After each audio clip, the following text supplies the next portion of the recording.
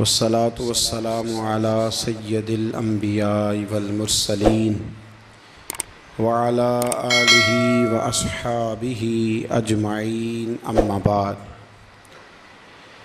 اعوذ باللہ من الشیطان الرجیم بسم اللہ الرحمن الرحیم یجاہدون فی سبیل اللہ ولا یخافون لومۃ لائم ذالک فضل اللہ یؤتیہ من یشاء واللہ واسع علیم صدق اللہ العظیم وصدق رسولہ النبی الکریم ان اللہ وملائکتہ یصلون علی النبی یا ایہا الذین آمنوا صلوا علیہ وسلموا تسلیما اللہم صلی علی سیدنا و مولانا محمد معدن الجود والکرم وآلہ وصحبہ وبارک وسلم۔ تمام تعریفیں حمد و ثنا اللہ تعالی جل مجدہ الکریم کے لیے، اور ہر قسم کے درود و سلام نبی اکرم نور مجسم شفیع معظم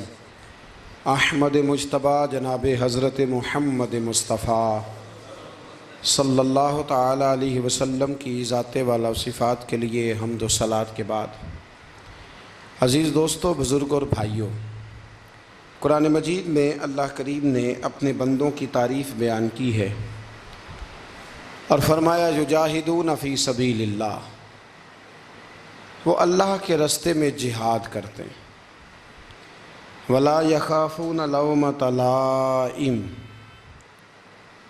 اور فرمایا اس راستے میں جب لوگ ان کی ملامت کرتے ہیں، لوگ انہیں برا کہتے ہیں تو وہ اس کی پرواہ نہیں کرتے، اس کا وہ خوف نہیں کھاتے، اس لیے کہ وہ اللہ کے راستے میں جہاد کر رہے ہیں۔ فرمایا ذالک فضل اللہ، یہ ان پر اللہ کا فضل ہے، وہ کسی ملامت کرنے والے کی ملامت کی پرواہ نہیں کرتے، خوف نہیں کھاتے، تو یہ ان پر اللہ کا فضل ہے۔ یؤتیہ من یشاء، اور یہ فضل اللہ جسے چاہتا ہے عطا کرتا ہے۔ واللہ واسع علیم، اللہ وسعت والا بھی ہے اور علم والا بھی ہے۔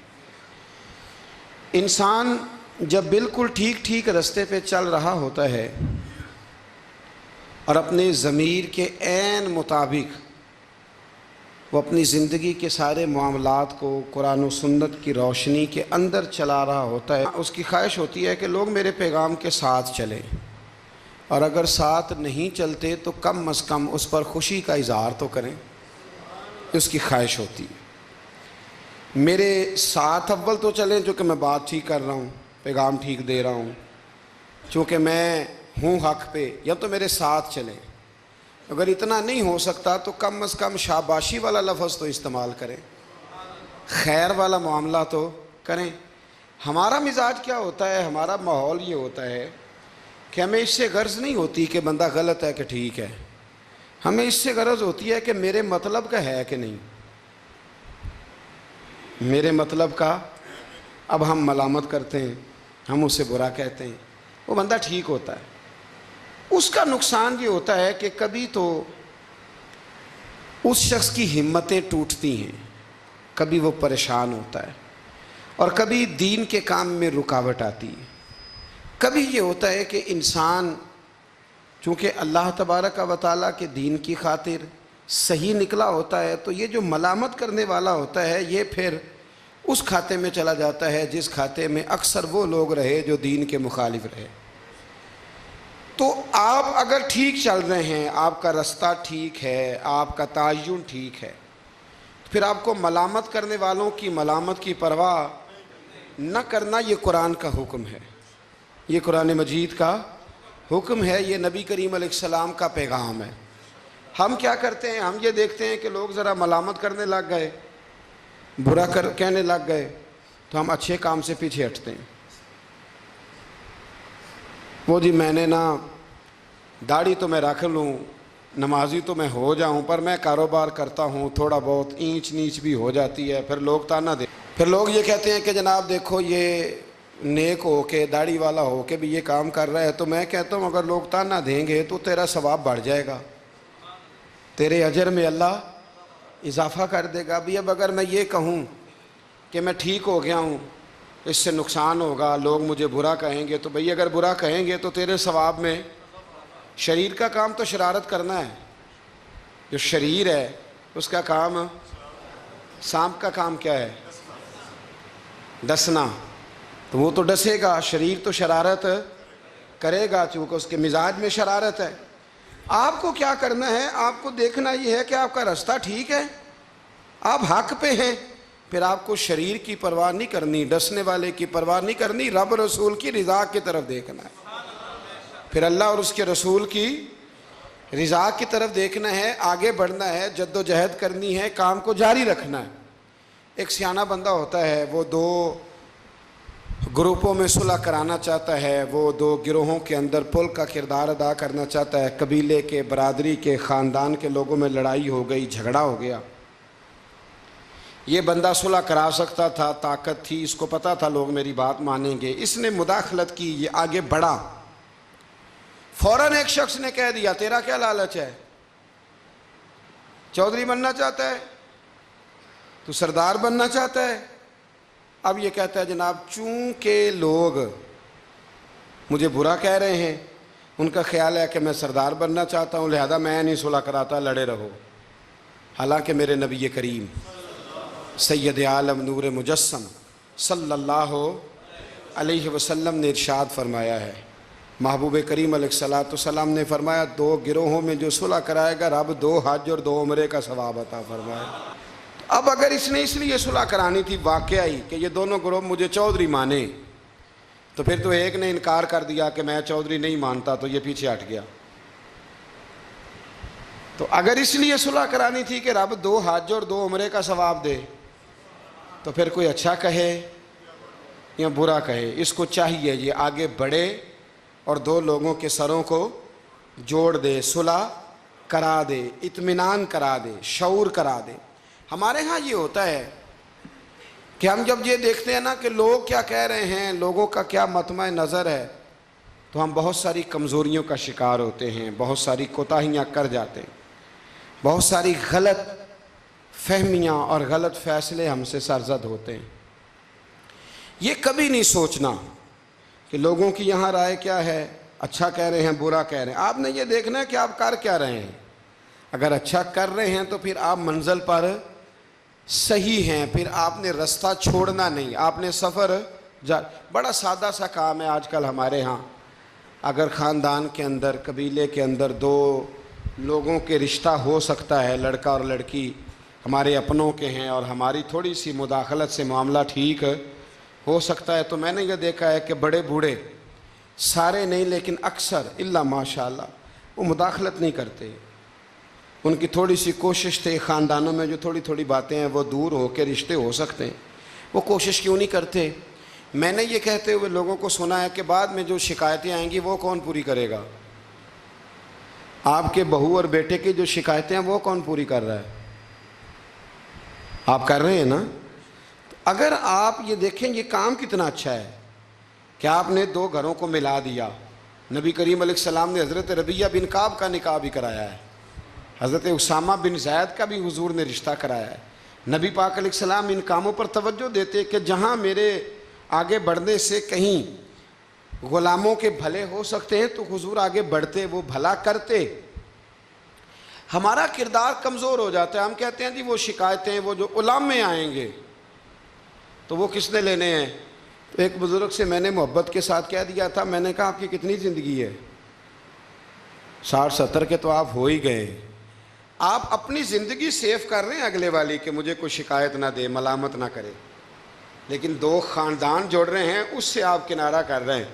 آپ 10 سال اور زندہ رہ لیں گے، 15 زندہ رہ لیں گے، آپ اپنے ان 15 سالوں کو تو محفوظ کر رہے ہیں، لیکن جو اتنا بڑا خیر کا کام تھا، اچھائی کا کام تھا، بھلائی کا کام تھا، اس کام سے آپ رک رہے ہیں۔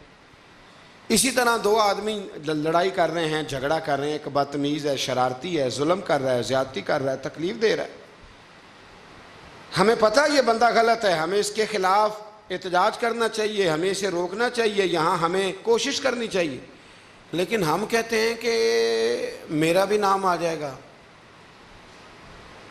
تو وہ اس کے بارے میں لگا ہوا ہے نا، تو بھائی یہ یاد رکھیں مکافات عمل ہے، اگر شر کو روکا نہیں جاتا تو شر پھیل جایا کرتا ہے۔ اس لیے میرے نبی کریم صلی اللہ تعالیٰ علیہ وسلم نے فرمایا اپنے بھائی کی مدد کرو، وہ ظالم ہو تب بھی مدد کرو، مظلوم ہو تب بھی مدد کرو۔ تو صحابہ نے عرض کی یا رسول اللہ مظلوم کی مدد تو سمجھ میں آتی ہے، تو ظالم کی کیسے مدد کریں؟ اگر بھائی ظالم ہو تو پھر بھی مدد کرو، تو مظلوم کی مدد تو سمجھ میں آئی، تو یہ جو ظالم بھائی ہے اس کی کیسے مدد کریں؟ تو حضور نے فرمایا اسے ظلم کرنے سے روک دو، یہ بھی تمہارے لیے اس کی مدد ہوگی کہ تم نے اسے بہت بڑے ظلم اور زیادتی سے روک دیا ہے، اسے سمجھاؤ کہ یہاں تم غلط ہو، یہاں تمہارے اندر کوتاہیاں پائی جاتی ہیں، تو اسے منع کر دو، یہ بھی تمہاری مدد ہے۔ ہم کیا کہتے ہیں؟ ہم کہتے ہیں کہ مینوں کی لگے، میرا بھی ذکر آئے گا، میرا بھی، تو بھی ایسا نہیں ہوتا۔ شر کو روکنا ہے، برائی کو روکنا ہے، پھر اس رستے میں اگر کوئی شخص ملامت کرتا ہے تو اس ملامت کی پرواہ نہیں کرنی، یہ قرآن مجید کا حکم ہے۔ حضرت ابو ذر غفاری رضی اللہ تعالیٰ عنہ کہتے ہیں کہ دار ارقم میں نا صحابہ کرام چھپ چھپ کے نمازیں پڑھتے تھے، اور یہ بھی آپ یاد رکھ لیں کہ جب تک نبی پاک صلی اللہ علیہ وسلم نے اعلان نبوت نہیں کیا تھا تو حضور سارے مکے والوں کی آنکھوں کے تارے تھے، سارے صادق اور امین کہتے تھے، اور جب حضور نے کہا قولوا لا الہ الا اللہ، کہو کہ اللہ کے علاوہ کوئی معبود، اب کیا ہوا ہے؟ اب دو مسئلے ہوئے، ایک تو کچھ لوگوں کے مفادات کو ٹھیس پہنچی، اب انہیں ظلم چھوڑنے پڑیں گے، دین پہ آئیں گے تو ایک ہی صف میں کھڑے ہو گئے محمود و ایاز، نہ کوئی بندہ رہا نہ کوئی بندہ نواز، تو سب کو ایک ہونا پڑے گا، ایک صف میں آنا پڑے گا، ایک جگہ قائم رہنا پڑے گا۔ اب لوگوں کے مفادات کو ٹھیس پہنچتی تھی، وہ جو ظلم کرتے تھے، غلاموں کو بیچتے خریدتے تھے، ان پر زیادتیاں کرتے تھے، بچیاں دفن کرتے تھے، قبضے کرتے تھے، غریب کا مال لوٹ لیتے تھے، اب یہ سارے مفادات صرف انہیں بت نہیں چھوڑنے پڑتے تھے، انہیں اپنے سارے جرم چھوڑنے پڑتے۔ وہ کیا کرتے تھے؟ اس حوالے سے کہ اب ہمیں بڑا کچھ چھوڑنا پڑے گا، وہ واپس آ جاتے تھے، بیک ہو جاتے تھے۔ بہت سارے کام ایسے تھے جن میں وہ کمزوری کا شکار ہوتے تھے، وہ محسوس کرتے تھے کہ ہمارے لیے مشکلات بڑھتی چلی جا رہی، تو پھر وہ مخالفت کرتے تھے۔ پھر بات ذرا آگے بڑھی، میرے نبی رحمت نور مجسم شفیع معظم صلی اللہ تعالیٰ علیہ وسلم کی انہوں نے معاذ اللہ مخالفت شروع کر دی۔ کلمہ یہ نہیں دیکھا کہ ہمیں حق بات کہی جا رہی ہے تو حق بات پہ عمل کریں، بلکہ حضور کی ایک گروپ یہ تھا، اور دوسرا گروہ وہ تھا حضرت ابو سفیان رضی اللہ تعالیٰ عنہ مسلمان ہوئے تو وہ بیان کرتے ہیں کہ اس زمانے میں نا اخنس بن شریک نے کہا تھا ابو جہل سے کہ یار ساری زندگی امین صادق اور امین کہتے رہے ہیں، آج ان کی کن پٹیوں پہ سفید بال آئے ہیں اور انہوں نے اعلان نبوت کیا تو ہم کیوں نہیں مانتے؟ تو ابو جہل کہنے لگا یار باتیں وہ ٹھیک کرتے ہیں، کام ان کا ٹھیک ہے، لیکن مسئلہ یہ ہے کہ اگر ہم ان کا کلمہ پڑھ گئے تو پھر چودراہٹ تو اس خاندان میں چلی گئی۔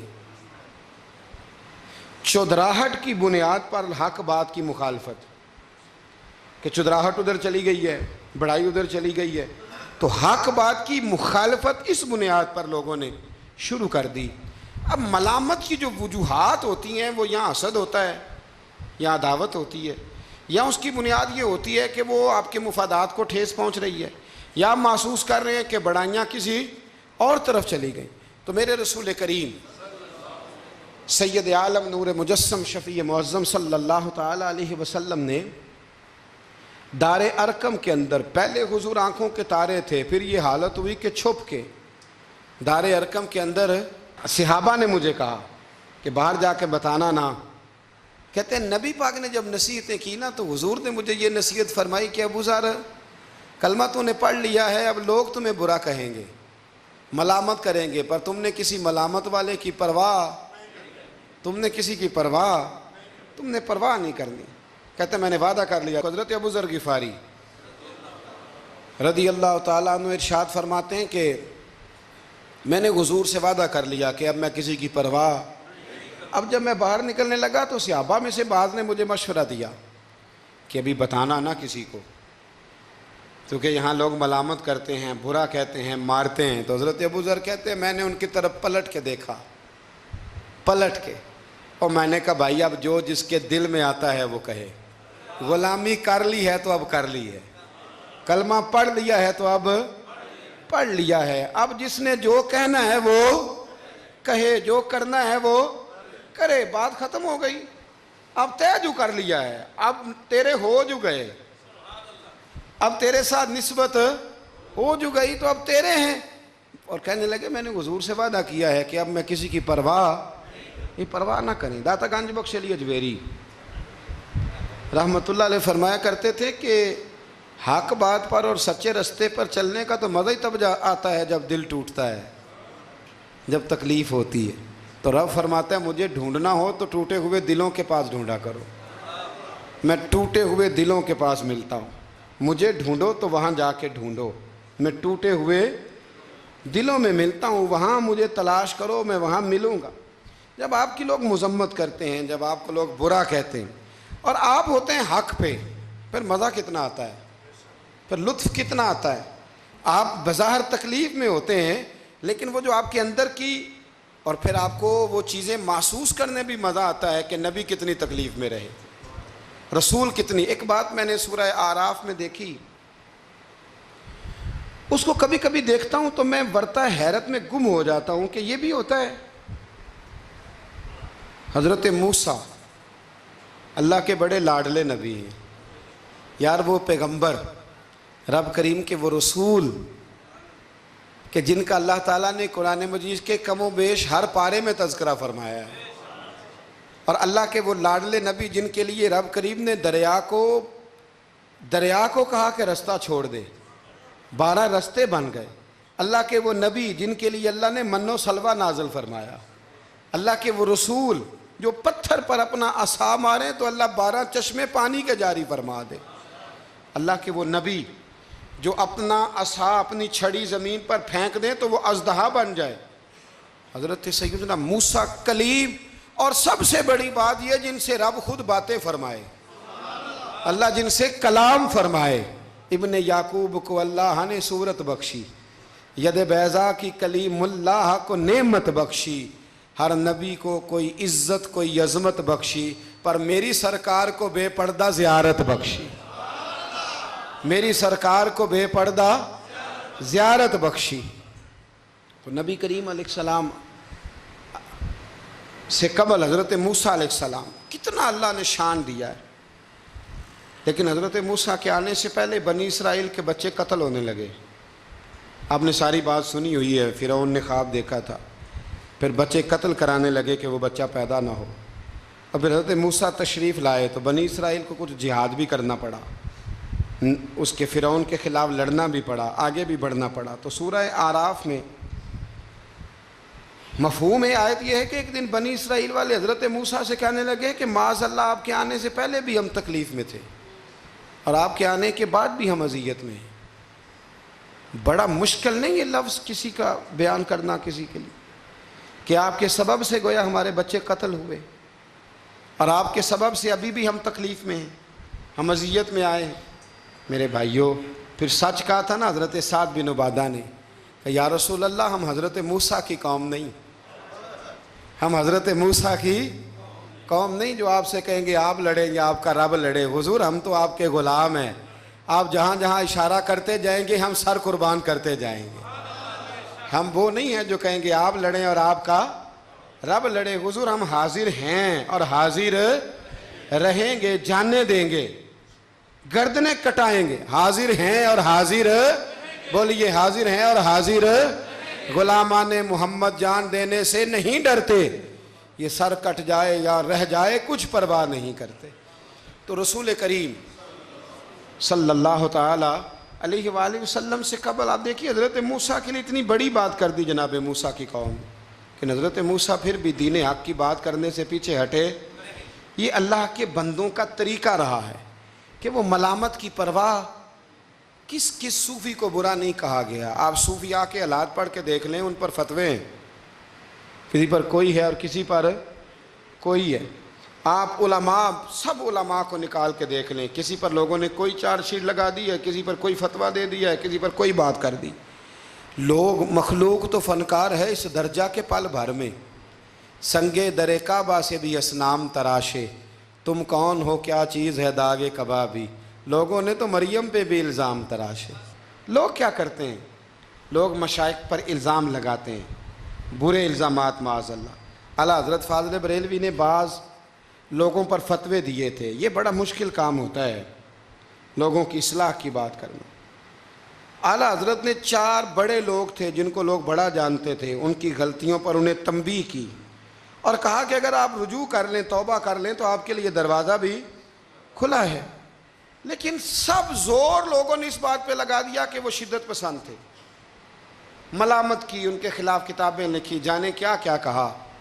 ان کی اس ایک بات کو لے کر جو کہ عین حق تھی، لوگوں نے شدت پسند کہا، اور جو فاضل بریلوی نے ساری زندگی عشق رسول کا درس دیا، جو 1000 سے زیادہ کتابیں لکھیں، جو انہوں نے رسول اللہ کے ترانے لوگوں کو یاد کرائے، جو انہوں نے ہر عنوان پر قلم اٹھایا، لوگ ان کی خدمات کو بھول گئے۔ یاد رکھو، تنقید کی اینک لگا کے دیکھو گے تو ساری دنیا غلط ہی نظر آئے گی، اور محبت کے ساتھ دیکھو گے تو اللہ نے کائنات میں بڑا حسن رکھا ہوا ہے۔ رب کی مخلوق بڑی پیاری ہے، بڑی شاندار ہے، بڑی بندہ نواز ہے۔ میرے علیہ السلام کے غلاموں میں جتنے لوگ بھی تھے، ان سب کے، یہ جو ہمارا خیال ہوتا ہے نا کہ سارے لوگ ہمیں اچھا کہے، یہ خیال سرے سے درست ہے ہی نہیں۔ ساری دنیا مسلمان ہو گئی، اللہ کو ماننے لگی ہے، حضور کا کلمہ پڑھنے لگی ہے، تو آپ کو سارے اچھا کیسے کہہ دیں گے؟ جب رب رسول کے بارے میں ابھی سارے لوگ کلمہ نہیں پڑھتے، مطیع اور فرما بردار، تو آپ کا یہ دعویٰ کیسے ہے؟ آپ یہ کیسے محسوس کرتے ہیں؟ حضرت جنید بغدادی رحمۃ اللہ علیہ ایک شخص کا جنازہ پڑھ کے فارغ ہوئے تو لوگوں نے کہا حضور بڑا ہی اچھا آدمی تھا، ہر بندہ اس کی تعریف کرتا ہے۔ آپ فرمانے لگے غلطی ہو گئی، اس کا جنازہ نہیں پڑھنا چاہیے تھا، یہ تو ذو معنی بندہ تھا، ذو وجہین تھا، 2 منہوں والا تھا، جس کے پاس جاتا تھا اسی کا ہو جاتا تھا۔ اس نے تو سب کو راضی رکھنے کی پالیسی اختیار کی ہوئی تھی، لہذا یہ درست نہیں تھا۔ اگر یہ بندہ سچا ہوتا، حق بات کہتا، تو لوگ اس کے مخالف بھی ہوتے، اگر یہ صحیح رستے پر ہوتا تو لوگ اسے برا کہنے والے بھی ہوتے۔ تو چونکہ یہ درست نہیں تھا، باتیں چھپاتا تھا، غلطیاں کرتا تھا، جدھر جاتا تھا اسی کا ہو جاتا تھا، لہٰذا کوئی اسے برا نہیں کہتا، تو اس کا مطلب یہ ہے کہ یہ حق بات نہیں کہتا تھا۔ حضرت جنید بغدادی خود ایک دن گزر رہے تھے گلی سے، مرید شاگرد عقیدت مند ساتھ تھے، تو ایک شخص نے آپ سے کہا معاذ اللہ ثم معاذ اللہ، کہنے لگا او زندیق، یعنی اے بے دین، او زندیق۔ جب اس نے یہ لفظ کہے نا تو آپ کے شاگردوں کو بڑا برا لگا، غصہ آیا۔ حضرت جنید بغدادی رحمۃ اللہ علیہ نے پلٹ کے اس شخص کی طرف دیکھا تو آپ ہنسے، فرمانے لگے یار سارے بغداد کو میرا ایک ہی نام یاد تھا کہ میں دیندار ہوں، تو نے اچھا کیا ایک اور نام بھی یاد کرا دیا ہے۔ چلو ایک اور نام بھی لوگوں کو یاد ہو گیا، پہلے سارے بغداد کو میرا بولیے ایک ہی نام پتہ تھا کہ جنید بڑا اچھا کیا تو نے۔ حضرت مولانا ظفر الدین صاحب بہاری ملک العلماء، انہوں نے بخاری کی شرح لکھی ہے، اعلیٰ حضرت رحمۃ اللہ علیہ کے خلیفہ تھے مولانا ظفر الدین بہاری رحمۃ اللہ تعالی علیہ۔ آپ فرماتے ہیں کہ اعلیٰ حضرت کو نا بے شمار خط آتے تھے، اب تو ٹیلی فون کا رواج ہے تو اس زمانے میں خطوط ہی، ویسے خط بھی بڑا شاندار ہوتا تھا، بندہ سوچ سمجھ کے تو لکھ لیتا تھا نا، تو بڑے خط آتے تھے اعلیٰ حضرت کو، خطوط پر ہی آپ جواب دیا کرتے تھے۔ خط آتے، کسی نے کسی لقب سے پکارا ہے، کسی نے کسی نام سے پکارا ہے، کسی نے ایک خط آیا تو اس میں بڑے غلط لفظ لکھے تھے، بڑے بڑے غلط جملے، معاذ اللہ ثم معاذ اللہ، ملامتی لوگ جو ملامت کرنے والے ہوتے ہیں، انہوں نے بڑی تکلیف پہنچائی تھی۔ تو اعلیٰ حضرت فاضل بریلوی رحمۃ اللہ تعالیٰ علیہ کے خلیفہ مولانا ظفر الدین صاحب بہاری رحمۃ اللہ علیہ نے وہ خط جب پڑھا تو بڑا غصہ آیا، بڑا جلال۔ اعلیٰ حضرت رحمۃ اللہ علیہ فرمانے لگے کیا ہوا؟ عرض کی اور اس نے بڑے برے لفظ لکھے ہیں، میں اس پر مقدمہ کروں گا، کیس کروں گا، عدالت جاؤں گا۔ تو اعلیٰ حضرت فرمانے لگے وہ پہلے جس نے پیارے لفظ لکھے ہیں پہلے اس کے لیے انعام کا اعلان کرنا، پہلے کوئی جائیداد دے، کوئی تحفہ دے، پھر اس پر مقدمہ بھی کر لینا۔ فرمایا اگر اتنے لوگ اچھا کہہ رہے ہیں تو دو چار ایسے ہیں بھی، تو میں یہ کہا کرتا ہوں کہ چلو نظر نہیں لگتی۔ کیا ہوتا ہے؟ بولیے، اللہ کرے آپ کو سمجھ آئے۔ چلو نظر نہیں لگتی، کو دو چار ہوں بھی تو نظر کوئی حرج نہیں، نظر نہیں لگتی۔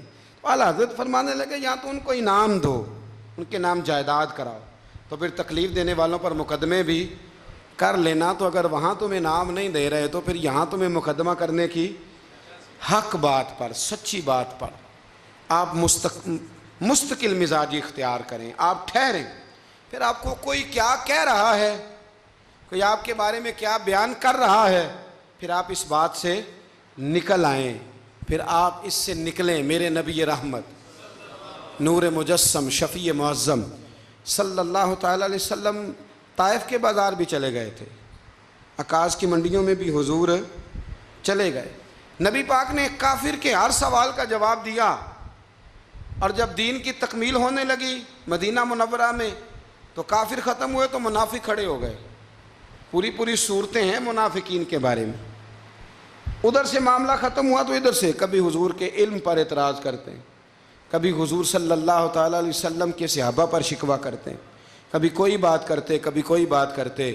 لیکن میرے حبیب کریم علیہ السلام نے ہمیشہ ڈٹ کر، کھڑے ہو کر، استقامت کے ساتھ ہر بات کو سنا، اور امت کو یہ پیغام دیا کہ تم نے سچی بات پر کھڑے رہنا ہے، تم نے دائیں بائیں پلٹنا نہیں ہے۔ امام احمد بن حنبل رحمۃ اللہ ہے، امام احمد بن حنبل بہت بڑے امام تھے، 14 جلدوں میں کتاب لکھی آپ نے حدیث پاک کی، مسند امام احمد بن حنبل، اور کلیجہ ٹھنڈا ہو جاتا ہے امام صاحب کی تحریریں پڑھ کے۔ اتنے بڑے آدمی، ہر دور میں کوئی نہ کوئی فتنہ پیدا ہوتا ہے، تو فتنہ اس طرح پیدا ہوتا ہے کہ لوگ دین کا نام لے کے بعض اوقات فتنہ کرتے ہیں۔ مرزا غلام احمد قادیانی جب آیا تھا تو وہ تشریحات ہی کرتا تھا معاذ اللہ دین کی، کبھی اپنے آپ کو محدث کہتا تھا، کبھی مفسر کہتا تھا، پھر آہستہ آہستہ وہ مجدد بننے لگا، پھر کہنے لگا میں ذلی نبی ہوں، بروزی۔ پھر اس بے ایمان نے کھل کر اپنے باطن میں چھپی ہوئی ہر غلاظت کا ذکر کرنا شروع کیا۔ تو دین کے اندر داخل ہو کر دین کا نام لے کر جو فتنے برپا کیے جاتے ہیں، اللہ تعالیٰ ان سے محفوظ فرمائے، اللہ تعالیٰ ہمیں محفوظ فرمائے۔ دین کا نام لے کر، لبادہ اوڑھ کر، لائسنس لے کر دین کا جو فتنے لوگ برپا کرتے ہیں، بڑے خطرناک، بڑے خوفناک وہ بھی فتنے ہوتے ہیں۔ حضرت امام احمد بن حنبل کے زمانے میں ایک فتنہ اٹھا تھا خلق قرآن کا، خلق قرآن کا، کہ قرآن اللہ کی تخلیق ہے یا اللہ کا کلام ہے۔ لوگ گنجائشیں نکالتے ہیں نا اس طرح کے جملے کہ لوگوں کو کیسے قرآن پاک سے یا حضور کے فرمان سے یا دین سے دور کیا جائے، تو تعویلات کرتے ہیں۔ ایک فتنہ تھا، امام صاحب نے ڈٹ کے فتویٰ دیا کہ قرآن مجید اللہ کا کلام ہے، یہ اللہ کا کلام ہے، حضور علیہ السلام پر نازل ہوا ہے۔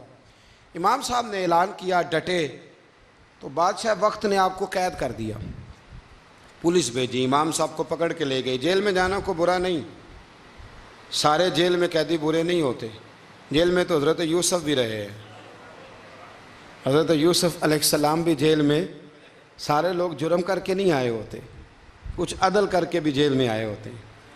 لیکن اس کا کوئی غلط ترجمہ نہ کر لینا، جیل میں برے بھی ہوتے ہیں، برے بھی جیلوں میں اپنی مرضی کی لائنیں بھی لوگ بنا لیتے ہیں نا، تو اچھے لوگ بھی بعض اوقات بعض آزمائشوں کے سبب جیلوں میں جاتے ہیں۔ امام احمد بن حنبل کو جب گرفتار کر کے لے گئے نا، تو امام صاحب کچھ دن جیل میں رہے، جب واپس تشریف لائے امام احمد بن حنبل رحمۃ اللہ علیہ، جب آپ واپس تشریف لائے تو آپ کے صاحبزادے کہتے ہیں کہ ابو الحسن نام کا ایک چور تھا، ابو الحسن نام کا پکا چور تھا۔ پکے چوروں کا بھی سب کو پتہ ہوتا ہے نا، سارا بغداد جانتا تھا کہ پکا چور ہے۔ لیکن امام صاحب کچھ مہینے جیل میں رہ کے واپس آئے تو ہر نماز کے بعد اس چور کے لیے دعا کرتے، کہتے اللہ ابو الحسن پہ رحم فرما، اللہ اس پر، حد ہو گئی حضرت، چور سے ملاقات۔ اب آپ جیل جائیں گے تو ایسے لوگوں سے ملاقاتیں تو ہوں گی نا، قاتلوں سے بھی، چوروں سے بھی، دہشت گردوں سے بھی، تخریب کاروں سے بھی۔ امام صاحب کی ملاقات ہو گئی تھانے میں، جیل میں۔ ہر نماز کے بعد دعا کرتے۔ آپ کے صاحبزادے کہتے ہیں میں نے ایک دن کہا ابا جی اس چور کے لیے آپ دعا کرتے ہیں تو نماز میں بڑے نمازی شریک ہوتے ہیں، کسی نمازی کا خیال کہیں جاتا ہے، کسی کا کہیں جاتا ہے، تو آپ بتا ہی دے بات کیا ہے۔ تو امام صاحب فرمانے لگے یار ہے وہ چور، پر اس نے مجھے ایک بہت بڑی نصیحت کر دی چور نے۔ ہم تو محدثین اور علماء کی بات نہیں نہ سنتے، تو نصیحت لینے والے کہتے ہیں جہاں سے اچھی بات ملے وہاں سے لے لو۔ کہتے ہیں چور نے مجھے ایک نصیحت کی، حضور وہ کیا؟ کہتے ہیں جب میں تھانے میں گیا تو وہ بھی تھانے میں تھا، میرے ساتھ ملاقات ہوئی تو کہنے لگا حضور آپ حق اور سچ پہ ہیں، حضور آپ حق اور سچ پہ ہیں۔ کہنے لگا میں چور ہوں، چوری کے الزام میں آیا ہوں، پہلی دفعہ نہیں آیا، کئی دفعہ آ چکا ہوں، بادشاہ اور کوتوال کے ہاں میرا نام درج ہے، کئی دفعہ آ چکا ہوں، میرا ان کے پاس نام درج ہے، یہ مجھے بڑا مارتے ہیں، پر میں برا ہوں تو برائی پہ ڈٹا ہوا ہوں، میں کبھی باز نہیں آیا، یہ مجھے مارتے ہیں، میری ضمانت ہوتی ہے، پھر جاتا ہوں برا کام کرتا ہوں۔ کہنے لگا حضور اگر میں برے کام پہ ڈٹا ہوں تو خیال رکھنا آپ تو اچھا کام کر کے آئے ہیں، حضور ذرا ڈٹ کے رہنا، دیکھنا ذرا ڈٹ کے رہنا، اس میں کوئی کمزوری نہ دکھانا، تو اچھے کام کے لیے آئے۔ تو امام احمد بن حنبل فرماتے ہیں مجھے اس کی بات یاد رہ گئی، اس نے مجھے کہا کہ آپ نے پرواہ نہیں کرنی کہ لوگ کہیں گے جیل گئے ہیں تو تھانے گئے ہیں تو کچہری گئے ہیں تو یہ ہوا ہے تو فلاں ہوا، نا نا نا نا، نے ڈٹنا ہے اور ڈٹ کے رہنا ہے۔ دوستو لوگ کیا کہہ رہے ہیں، لوگ کہاں کھڑے ہیں، اس کو چھوڑیں، آپ یہ بتائیں آپ حق پہ ہیں، آپ صحیح کر رہے ہیں، کا ضمیر مطمئن ہے، اللہ رسول کی بارگاہ میں آپ سرخرو ہیں، آپ اس کو دیکھیں اور کسی ملامت کرنے والے کی ملامت کی پرواہ نہ کریں۔ یہ آج کا پیغام ہے۔ ہمارے بزرگوں کا طریقہ یہ تھا کہ وہ ڈٹتے تھے، وہ بات کرتے تھے، کھری بات کرتے تھے، سچی بات کرتے تھے، عوامی رائے کی پرواہ نہیں کرتے تھے۔ شریر لوگ شرارت کرتے ہیں، وہ شرارتیں کریں گے، لیکن کام سچا اور حق کا یہ ہے کہ آپ اگر حق پہ ہیں، درست ہیں، تو پھر جس صحیح کام آپ نکلے ہوئے ہیں آپ ہمیشہ اس کام کو کرتے رہیں۔ اللہ تبارک و تعالی سمجھنے کی توفیق عطا فرمائے۔ آخر دعوانا